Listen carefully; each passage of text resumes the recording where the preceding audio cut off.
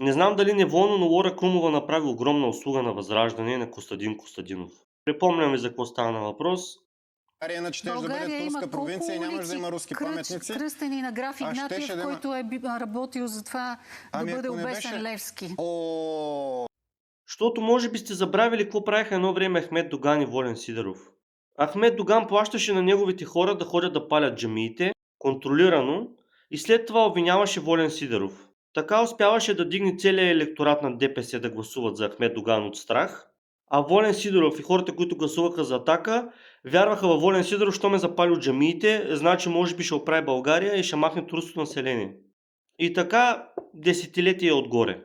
Сега в момента това, което направи Лора Крумова, е точно помощ към Възраждане Костадин Костадинов. Няма как да докажеш, че граф Игнатиев е участвал пряко в обесването на Васил Левски. И това, което направи Лора Крумова, проработи.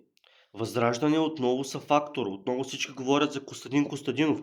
Канят го навсякъде. Той отиди на паметника на граф Игнатиев, положи цветя. Много елементарно се лъжим, не мога да повярвам, че сме толкова прост народ, наистина. Толкова лесно манипулируем. Гласувайте се за който искате. Възраждане, ГЕРБ, Радев, който искате. Но не допускайте да ви манипулират с вашата интелигентност. Защото това не говори добре за вас.